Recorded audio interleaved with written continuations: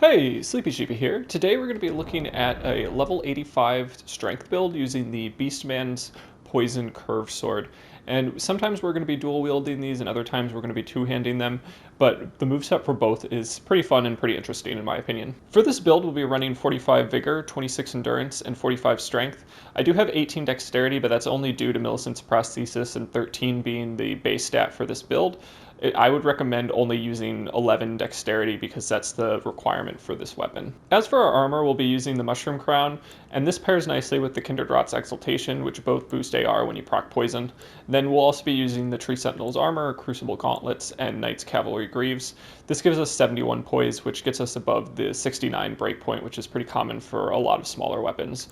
We'll also be using Erdtree's Favor +2, Millicent's Prosthesis, and Rotten Wing Sword Insignia. So Rotten Wing Sword Insignia and Millicent's Prosthesis are both going to boost our successive attacks, which are going to be pretty common within this build. To further boost our successive attacks, we'll be using the Thorny Crack tier in our Mixed Physic, as well as the Crimson Bubble tier, which is going to restore our HP when we're close to death. The moveset for this build, especially the two-handed moveset, is going to be pretty fun.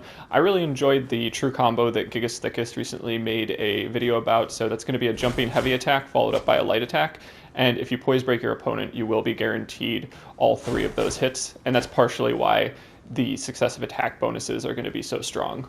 In addition to this true combo, the general moveset for the two-handed curved sword is going to be pretty solid, where you have 127 poise damage that comes out from a running R2, and it also comes out very quickly. And then just a neutral heavy attack is also going to deliver 127 poise damage, so you'll frequently be able to stun lock your opponents if these land, and they're just decent in general, and something I feel like I don't see that often. The light attacks are also pretty decent. They only have 75 poise damage, so you're going to want to be aware of that and just kind of keep an eye on the amount of poise your opponent has. And the two weapon moveset is going to be a little bit different, where I think we're all pretty familiar with it at this point. It has these kind of early pre-hits similar to a twin blade, and those aren't bad or anything, but it is nice to have the option to deliver a single hit that does a decent amount of poise damage, which is what the two-handed moveset offers. As for the Ashes of War, I put Poison Mist on my offhand, and then somewhat questionably put Parry on my main hand, so that's going to be definitely something that's more for style points and not much else. I did manage to land it a couple times, but I wouldn't really recommend it. The parry frames associated with a curved sword parry are pretty abysmal, and a little bit of latency can really mess things up. So if you're looking for something a bit stronger, I would probably recommend Endure, which I found to be borderline too strong. Endure is still a very, very strong Ash of War. And then Raptors of the Mist was also a great option, just because it sets you up really nicely for this true combo where you go for a jumping heavy followed up by a jumping light. That pretty much covers everything I wanted to say about the build, the moveset, as well as the strategy. If you have any questions about the build, definitely let me know in the comments. And as always, if you wouldn't mind considering subscribing, I'd definitely appreciate it. That's all I've got, so let's go ahead and jump into the invasions. Alright, so jumping into our first invasion, we just have the tail end of a 2v1, and I wanted to include this nice and early just because I think a lot of people might be looking for a nice curved sword parry, so we'll be seeing a lot more of these throughout the course of the invasion showcase, but that was just a nice one to finish off that 2v1. Next up we have a normal 3v1, and this is going to be in the shaded castle area, and it starts off a little bit rough. I go in to try to chase down on that phantom and get stun locked several times, and my opponents are using some very aggressive, very strong weapons. So we have Bloodhound Fang, Moonlight Greatsword, and then Moonveil. So those three things together all can stun lock you very quickly and very easily, and if one hits you and you're stun locked, you're going to be in trouble if projectiles from, say, Moonveil and Moonlight Greatsword hit you. So definitely a dangerous situation, and one that I wasn't really sure what to do initially, but I knew that if I were to run back up the stairs, that would probably mean death. So I wanted to back off a little bit. I knew there was a little bit of PvE over here, so if I could get this kind of perfumer character to get involved, it might help me a little bit. So I'm mostly just trying to dodge projectiles for the moment and find a good opportunity. What's nice about this area is that everybody's kind of clumped together, and because I have successive attack bonuses, it means that if I do hit multiple opponents, it's going to boost my successive attacks even faster, which means I may have the potential for huge burst damage if I can manage to clip multiple people at the same time. So the first kind of attempt there doesn't really pay off. I end up burning some health and just really need to back off and let them take care of the PvE. And here I see a good opportunity where they're going for lightning strikes, and I feel that if I can just kind of poise through the last one and get my attack off, I'll be in good shape. And here you can see that I have some latency with some of the hits on the host. So I might have killed them had I been able to stun lock them, but they got stun locked late and it wasn't enough. But I do manage to kill one of the Phantoms, and here I almost die. I think I stayed a little bit too aggressive on the Phantom with Moonlight Greatsword. I think I was kind of just trying to utilize the successive attack AR boost as much as possible, but that can backfire in some situations. If you stay too aggressive, you may get killed in the process. So I kind of regroup, set back to square one, and I don't think they were expecting me to come back so fast. The Phantom has kind of stopped paying attention, and they go for a mixed physic, which just kind of ends up being their downfall. And then here, I think I played a little bit too aggressively again against the Moonveil player. Just knowing that the other two Phantoms were gone, I think I was a bit prideful, so you saw me go for a Curve Sword parry against Moonveil, which is a pretty bold move for sure, but eventually I am able to get 2 hits in, get my AR boosted, and just with 12 health left, I go for another running attack and manage to take out the host as well. So I do go ahead and just check my HP. There was 12 HP, and it was definitely kind of a close invasion for sure, and one that I think I learned from a decent amount just by, you know, the level of aggression you should have. I think picking your moments is good, learning when to back off is good, and at the end there, I just kind of went off instinct, and it turned out to be the right call, but it was very close, and I think I learned a bit more about how to approach situations like that for future invasions. That was one of the invasions I had a little bit more early in the process of using this weapon.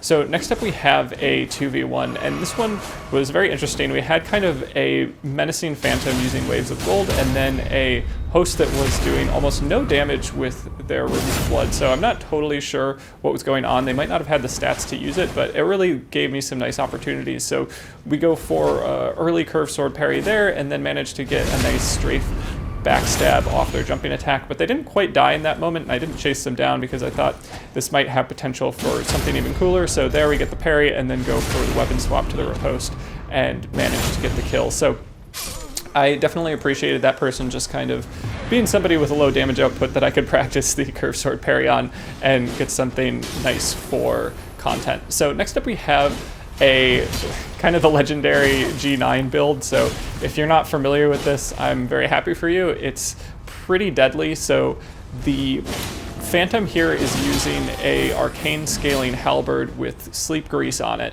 and that's gonna sleep me very quickly and also provide a lot of damage output. And then they also have a staff in their offhand, which they can use Carrion Slicer with, which is also very deadly. So G9 does a great job of putting together builds that are super deadly, and this is one of them. So I do realize at a certain point that me backing away from the player with the Sleep Halberd is not the right play. If I can strafe towards them or get a nice jump attack on them, that's going to be the way to go. So it's a little bit difficult, but I do manage to land a nice jumping attack there, and I can tell that they're being very aggressive, which does allow me to land another jumping attack.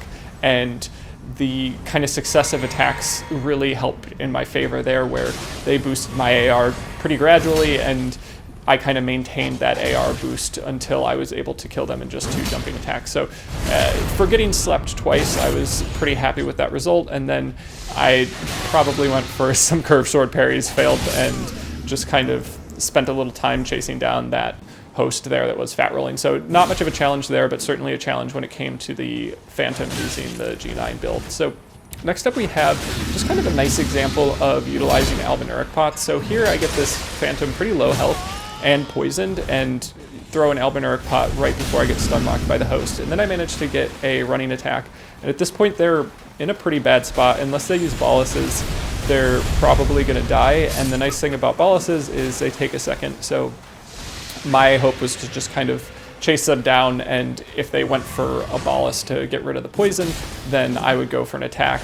And if they didn't go for the poison, they weren't able to heal. So it was really a rock and a hard place spot to put them in, and is definitely a really nice thing about poison or rot builds, is utilizing Albinauric pots to prevent your opponent from healing for a period of time, especially if you can throw that pot when they're low on health, but maybe out of range of an attack.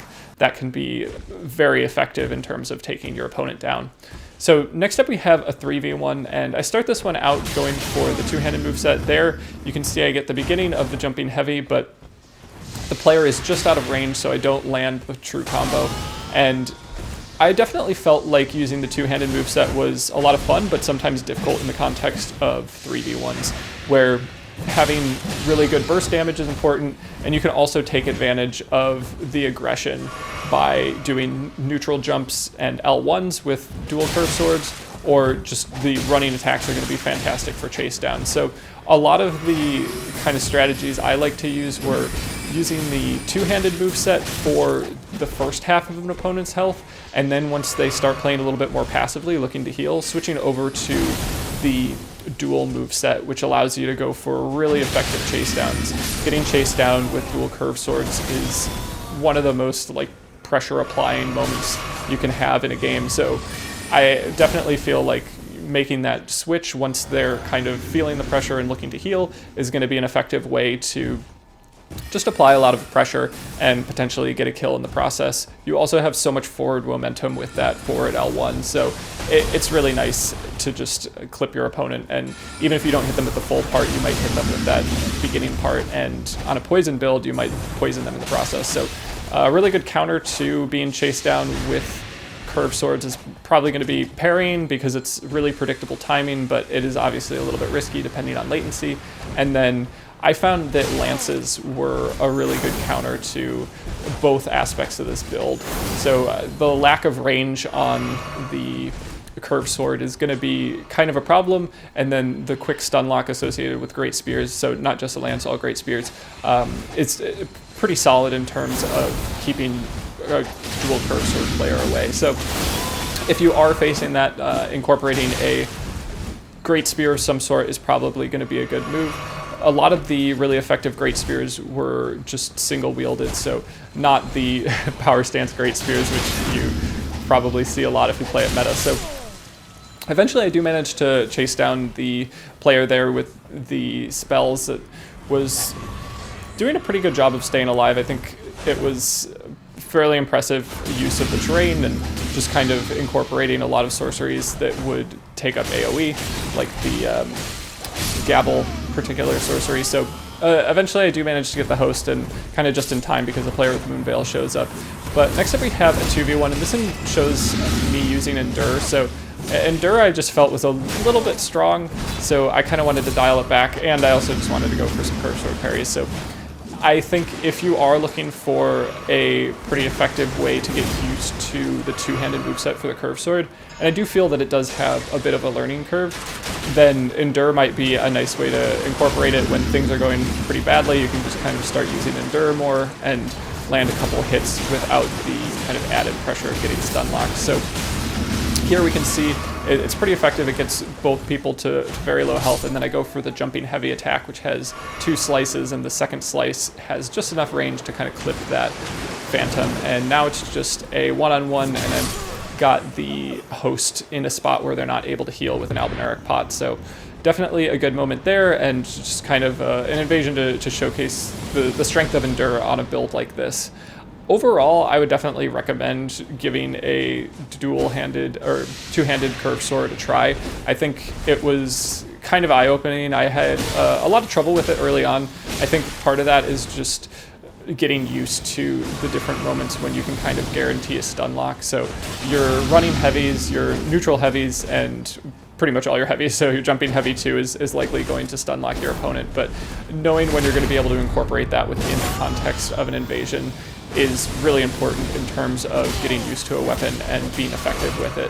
So this invasion I felt was a little rough. We had waves of gold, and we also had another player that was doing a decent amount of damage. I tried to switch over to Raptors of the Mist with the two-handed moveset, and it was somewhat effective, but great swords definitely can scoop you out of the air and just kind of stun lock you before you can get your hit off. So that was kind of rough, and here you can see a quick Albinauric pot is enough to get this phantom to be unable to heal while their health is pretty low. So that's kind of an ideal situation.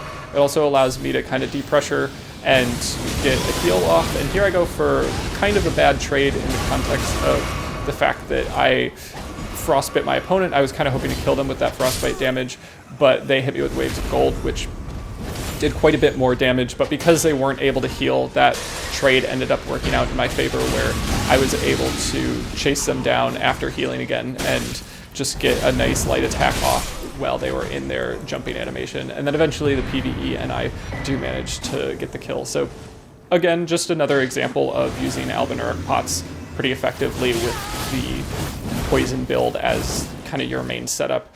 And what's nice about the Beastman curved sword is that it does still get a B scaling in strength when it is poison infused, so you don't really have to go the full arcane route. You can if you want to, but I just like to incorporate a setup like this since the arcane scaling is pretty bad, and you'd probably want to go for occult scaling with something like poison grease or using poison mist to buff your weapon with poison.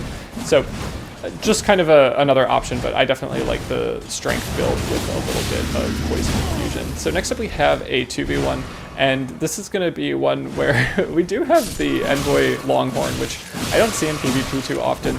There you can see just kind of how dangerous it is to try to go for some of the light attacks if you don't really have priority. So I got stun locked a couple times there and definitely should have backed off, but I was able to kill the host just with poison, and I found it to be very effective, much more so than I think some of my past encounters with it. But I think the added pressure of the curved sword build and poison just work really, really well together.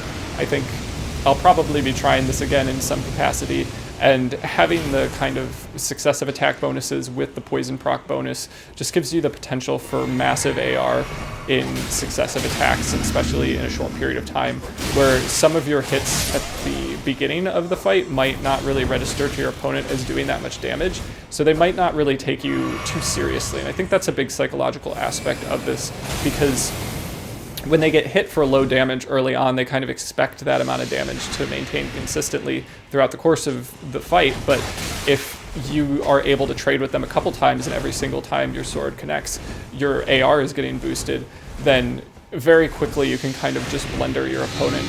And I think psychologically they're just kind of anticipating them being able to tank a few hits. Whereas you know that you can just stay aggressive, and if you get 3, L1s in consecutively, you're probably going to kill them. Next up we have a 3v1, and for some reason this kind of reminded me a little bit of the first Lord of the Rings. Just maybe the lighting or the fact that there was a group of people running on a small area, but I did kind of utilize this very narrow area to go for some of the heavy attacks against the player without any armor on, and that was super effective because they just didn't really have any chance at, not getting stun locked. And I do eventually switch over to the parry shield. This was kind of an interesting moment where I didn't take any damage and I got the parry, but I didn't get the sound, and it was pretty much just carry and retaliation that happened. So I'm not sure if it was something to do with the wall being nearby, but just kind of an interesting moment there. Next up we have a 2v1 in a very tight quarters area in the subterranean shunning grounds, and this was one where I really felt like the dual curved swords would probably be the play. I think I started out with just the two-handed moveset, but eventually switched over to the duel, and this was kind of a moment where you really need to just kind of pick your windows of opportunity, where everybody's kind of just trying to blender each other, and it's very chaotic. I sometimes like to joke that the third opponent in the room is just kind of the camera, because being able to see what's going on can be very difficult. But eventually the Albinauric pot that I threw early on and the poison buildup was enough to kill a host, and I got the Phantom as well. So another good use of that Albinauric pot, and just something I really can't recommend enough within the context of a poison or rot build. Next up we have a 3v1. As the blue gets summoned in, I'm just kind of hit by a bunch of spam with the Halo Scythe, and I nearly kill the Phantom, but do need to back off, and I think that was probably the right move. And then I do get stun locked real quick by the blue here, but I go for Endure, and here we can just see the successive attacks being incredibly effective, and I'm able to just kind of blender the blue in a couple quick hits and then chase down the Phantom as well. And I did go for some quick attacks here on the host here, but they really maintained the strategy of rolling away from me, so it took a while before I could, roll catch them pretty consistently. Eventually I did get a couple hits in, managed to poison them, add a little bit of pressure, and then just kind of delay a couple hits. And I do go for an Albinauric pot because I know they're low on health, but it doesn't really matter. They don't go for a heal, but I do hit them with just a quick light attack as they're rolling behind me. So next up we have a 2v1, and I had a lot of trouble against this build. I think the player with the Flaming Strike axe was pretty effective with that particular Ash of War. At a certain point, I realized that that was going to be a very common theme with them, so it was a pretty effective way to deal with the dual curve sword moveset, because if I were to run in frequently, I would just get hit with Flaming Strike, and it has that kind of lingering flame effect where you can very easily get stun locked just a little bit late and then get hit with a follow-up combo. So definitely something to worry about, and I had to kind of approach the player with the axe a little bit more passively than I might normally with such an aggressive moveset associated with the dual curve sword. So I did start going for the host a little bit, kind of as a hope that I would bait the player with the axe into being more aggressive, and there you can see they go for Flaming Strike again, and then that time they do hit me with at least the first part, but I was able to roll out of the second part and not get hit. And at this point I'm anticipating some aggression from the player with the axe, so I go for a double heal and just kind of assume that I'm going to get hit by a jumping attack, but it's worth the trade to just kind of maintain a certain level of health. And eventually I'm able to just kind of blender the player with the axe, and I think, you know, the successive attacks there, because I was hitting both the host and the player with the axe, was really beneficial. And then I go for a heal. I definitely should have turned around. Sometimes you can spin while you go for a heal and end up getting backstabbed, but at this point I'm not playing as kind of like concerned as I might have been had I been playing both players at the same time. Once it's back down to a one-on-one, I'm just kind of confident that regardless of the damage that comes my way, I'll be able to kind of handle the situation, and that gives me a good opportunity to go for a guard break and then get the quick riposte, and I think they got poisoned in that moment, so it was kind of even more beneficial. So next up we have a 2v1, and we have a player that's definitely panic rolling quite a bit. They're using the Radahn's Helm, is just kind of a giveaway that they might be kind of new. And eventually I do proc poison and then just go for a couple running L1s, which are extremely effective against a player that's just rolling backwards. And here we're left with just a player with the Winged Scythe. They're not being too aggressive, so I feel like I might be in a good position to go for a Curve Sword carry. Managed to get it first try, which I think was pretty nice in that moment, and just get the riposte and finish the fight. Next up we have the final invasion of the showcase. There are going to be some duels as well as a free-for-all at the end, but this was the last one that I wanted to include in terms of invasions, and this is a duo that did a pretty decent job of working together. So initially I think they're a little bit disorganized. They're not really working too well as a team. We have just some lightning coming from the host, and then this Phantom is using a Great Axe fairly effectively. They did a nice job of kind of utilizing Flaming Strike and then just kind of anticipating some of the attacks that I was going to go for. So I get a nice full combo there with the jumping heavy as well as the light attack, but the host has kind of changed their tactics. They start going in for a lot of jumping attacks with dual great swords, and that's going to be something that I very much need to look out for. They do a nice job of flanking me, so they're kind of staying off to the side or behind me, which means that they're off screen for me much of the time. And I do really feel like I need to kind of stay focused on player with the Great Axe, and it's pretty effective in terms of their team chemistry when it comes to their ability to flank me. But eventually I do go to that true combo again and kind of have a better sense of when to expect the player with the dual great swords to come in for a jumping attack. So that's something that I definitely try to do, is just maintain some awareness of where they are, even if I'm not looking at them directly, and kind of anticipate when they might be going in for a jumping attack and just roll in that moment. So here I went for kind of a risky move. You can usually stun lock people out of the air if you hit them with the frost pot, and they won't be able to complete their jumping attack. So I kind of saw that coming, thought that I'd be able to hit them but missed, and then took the full damage. So that is kind of a gamble you can go for sometimes, and it doesn't always work out, but when it does, it's pretty satisfying. It's a nice way to kind of counter the damage that's coming your way.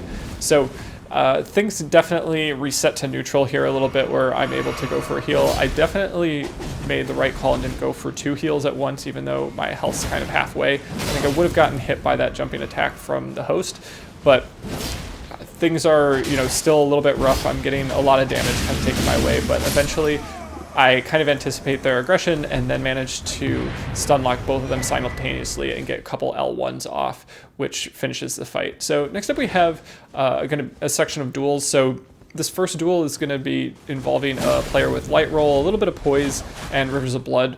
So definitely a combination that you don't love to see, but just kind of grabbing the full combo at the beginning there put me in a good spot. And I was also trying to keep an eye on my blood loss meter, just making sure that the buildup from Corpse Piler didn't do too much damage. So I roll in and manage to get a quick attack without taking too much damage in the process, and eventually do manage to proc poison. So now that my AR is boosted, I feel like I'll be in a good spot to do a pretty decent amount of damage. And once I hit them with the Frost Pot as well, they're in a tough situation where the next hit will essentially kill them. So next up we have a one-on-one again with the player with Cross Naginata, and this player does go for a buff early on, so I kind of cancel that out in my opinion with a freezing pot. And this player did a pretty good job of just kind of spacing and not panic rolling, and I think we both did a good job of not really getting hit too early on and just kind of utilizing our stamina well. So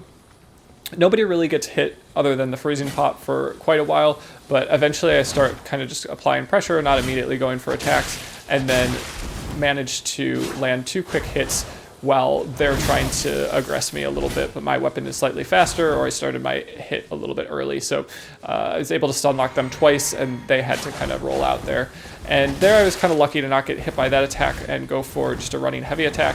And eventually I am able to land the jumping heavy with the 2 parts, which combo into one another and finish the fight. So definitely an interesting opponent there, and a single not cross Naginata is not something I see all the time, so I thought that was pretty fun. And then next up we have a duel with a player that's using a pretty meta setup. So we have a halberd in one hand and an offstock, and we also have flaming strike. So I was pretty wary just immediately of the amount of damage they were going to do, and tried to space pretty well and just be a little bit more patient than I might normally be with this type of setup. So early on, I get hit with Flaming Strike, the full combo, and it's not not great for my health, but you know, at this level I'm able to make a mistake like that without, you know, getting one shot. So that's kind of nice, and one of the reasons I like level 80 is just because it's a little bit more forgiving, and you can kind of learn from your opponents throughout the course of the fight, and you don't get one shot all the time. So eventually I do manage to proc poison, and they do have enough time to get a bolus in. They get hit for a little bit of damage, and we're both kind of in a tough spot in terms of our health, but at a certain point I do manage to get kind of just a delayed running attack, which is enough to roll catch them, and things kind of work out in my favor there. So next up we have a free-for-all, and this was kind of interesting. So free-for-alls at level 85 are not super challenging. I think at least I found that this group of people, which was the only free-for-all I was actually able to find, was not super PvP optimized and just not really set up, but I had a hard time finding anything other than Duels at 85 on PlayStation, so it's, you know, just something to know. I might need to go higher if people want to see more Coliseum-type content, but I definitely still enjoyed it, and it was fun to kind of run around the Coliseum like a madman, just using really high damage weapons. So you'll note that these players don't really have enough vigor to handle the damage output of dual curve swords, and for the first part of this, where kind of just my initial life, I utilize the two-handed moveset, or rather the dual wield moveset, and then after I die for the first time, I'll switch over to the two-handed moveset. And I try not to kill steal too much. I think that's a really effective strategy, but in the context of these players, it wasn't really necessary at all. If the opponents do change, which, you know, they certainly will as you kind of move around the arena, I just tried to kind of stick with one opponent until they were dead, unless somebody started going for them and there was an opportunity to kill somebody else. So there's a nice moment here where I do get the iframes of the backstab to kind of negate all the damage of the Moonveil, and then that person gets really aggressive on me, and I feel like it's more prudent to kind of deal with them. So threat assessment is super important in free-for-alls, and if you know that the player with Moonveil is going to be able to deliver a lot of quick damage on you, and the player with the Colossal Sword is going to be pretty slow and maybe more passive, you should probably chase down the player with Moonveil rather than trying to chase down a Colossal Sword player while getting hit with Moonveil from behind. So once I know that Moonveil is kind of in the mix, I definitely target this player more.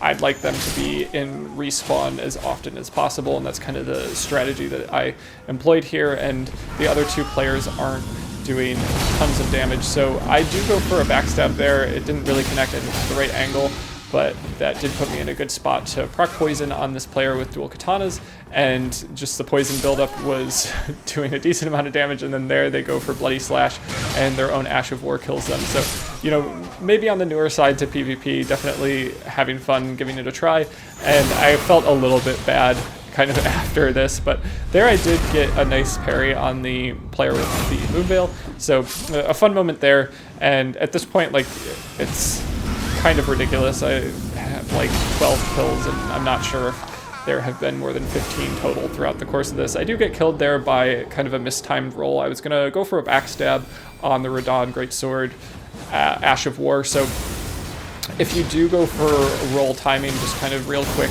in the process of the follow-up attack with the Radahn Sword Ash of War, you're frequently going to be able to get yourself a nice backstab, but if you do mistime it like I did there, you will take the full damage. So definitely a risky situation, but I didn't have too much on the line at this point with kind of a decent score. So I do switch over to the two-handed moveset here, and you can see the kind of pace of my kills has definitely slowed down. Having the kind of lingering hitbox that you get with the dual curve swords is going to be really nice in terms of just chipping players continuously. Here I need to be a little bit more deliberate with my attacks, but I do manage to get a jumping heavy attack followed up by a light attack to just get 2 kills there. So if you are going for just kind of raw damage output, the dual curve sword moveset is going to probably be the way to go, but I think the true combo associated with the jumping heavy to light attack is going to be a lot of fun, and just kind of getting used to the different poise break moments that come with a two-handed curve sword is also going to be fun. The jumping heavy, you know, the running heavy, and even some light attacks you're likely going to poise break your opponent. So there I get the backstab that I was kind of talking about earlier, where I wait for the end of the explosion, roll, and then manage to kind of get behind the player before they're able to finish their animation. And, you know, things are you know, continuing to kind of be lopsided in terms of skill levels, so I just kind of go for some chase downs here and manage to get the true combo one more time, and then the spawn in from the player with Moonveil actually kills the player I was going for, so I didn't manage to get kind of the 19th kill, but 1 death and 18 kills total was the final score, and I definitely, you know, felt like that was a success, but it was a little bit silly. So I think Coliseum content at higher level probably makes more sense, and if you do want higher level content, definitely let me know. As always, if you made it this far, I just wanted to say thanks so much for watching. I really appreciate everybody's support, and if you do have any build recommendations that you'd like to see me try out, definitely let me know in the comments. That's all I've got, and I hope you have a good one.